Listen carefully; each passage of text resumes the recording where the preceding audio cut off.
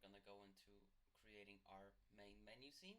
We've already covered how to do UI, so this should be a fairly simple endeavor. Let's go to our scenes and let's go to our menu level.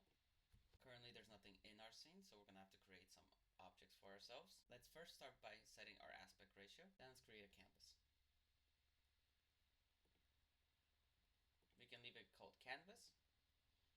We're going to make sure that it's set to scale with screen size, and we're going to make sure it's 1920 by 1080. Next, we're going to create a background image for our canvas.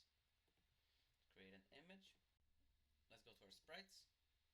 Let's go to our main menu, and you can select any one of these images as your background for this game. I'm going to go with this one, Summer 6. Make sure to select it.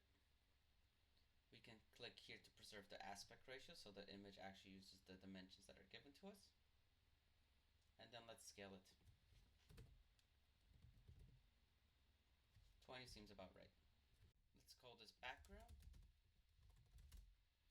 Let's create a text to be our title.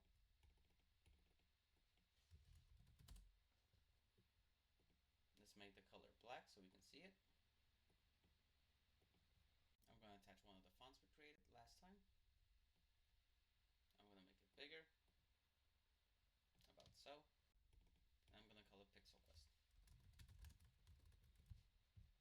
I'm going to just place it in the center of the screen, on the top, and make sure that it's anchored to the very top. Next, I'm going to create a button. Let's make it larger. Let's place it a little lower. I'm going to use the same sprite I used for the other buttons. I'm going to call this button Start Button, and I'm going to change the text to say Start, as well as use the font we created before.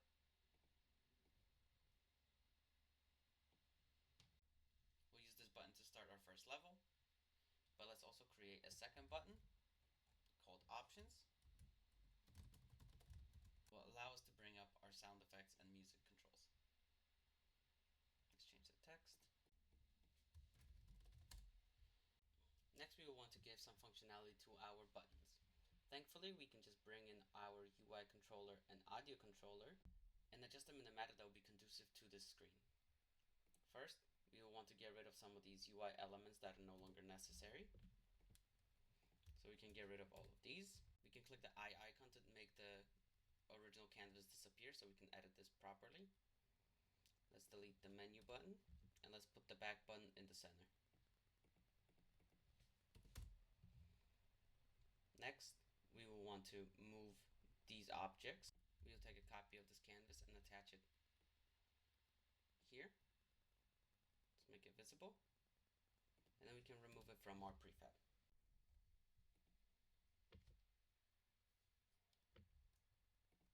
Let's make sure this is panel, as that's what the name of the object that we're going to be looking for is. And now we will have to make some edits in our UI controller so that we account for the missing objects. Looking in our script, it is required that these objects exist and that we use them. To prevent a bug from occurring in this situation, what we can do is we can do a check for if the object exists first before doing anything with it. So we're going to create an if statement, and we're going to make sure that any method called by it is also in that if statement. We're going to create another if statement that checks if there's a coin text. We're going to take the coin text here.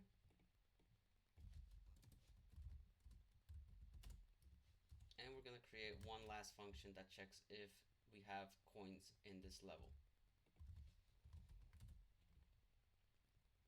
We're going to take the coins, and we're going to take the coin update and put it in here as well. Everything else we know will be in the scene, so we can leave it alone for now. And let's create one more method for our options button to bring up the menu.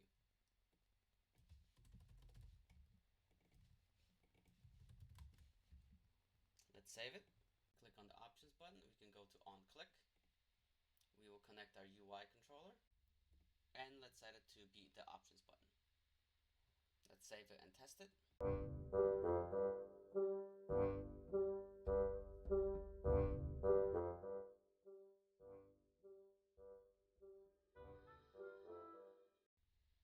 So far so good.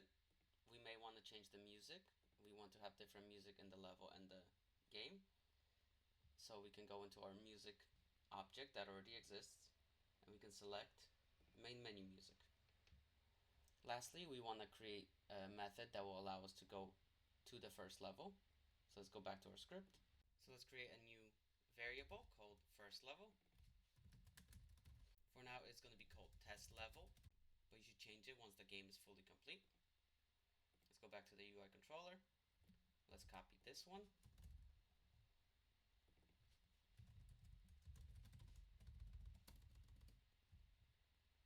Let's do first level. And it should send us to the first level. Let's save it. Go back to our scene. Let's connect our button to have that functionality. First level. Let's save it. Test it.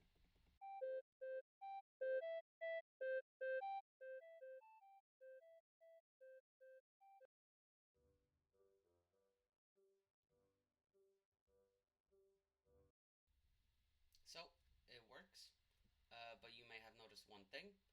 Our volume does not transfer between scenes. Currently, we are only saving the information inside our current scene, and there's no way to retrieve it back and forth. So let's tackle that issue, and we will be done with our menu. The way we're going to go about solving that problem is using something called player prefs.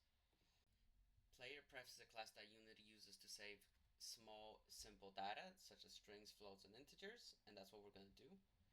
To save things to it, we're just going to do player prefs. Then we're going to do set float, because that's what we're doing. We have to give it some kind of name that it associates the number with, so we can use the same struct that we've been using for the mixers.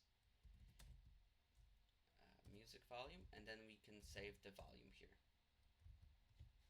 We're going to do the same thing in our sound effects, except we're going to change it to be sound effects. So this will save it, but now we have to recall that whenever the game loads. So we're going to create the private void start function, and then when this function starts, we're going to do update group, and then we're going to update it with our player pref saved data. And we're going to get a float. We're going to do the same thing. We're going to get the struct. We're going to get our mixer struct, and we're going to make it music. That will recall and save the information to our mixer. We're going to have to do the same thing for the sound effects.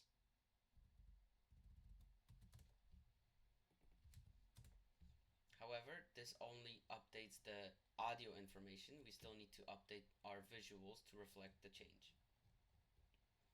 So we're going to create a new method. It's going to be a set method that sets the sliders to have new values. So let's do this, set sliders. And in here we're going to do slider, that value, and we're going to set the value to be that of the player prefs. We can just copy it from here. Make sure that it's the correct one attached. We're going to copy it one more time, make this one music, make this music. And now we just have to initialize it in our beginning. So we're going to do set sliders. Let's save it and test it.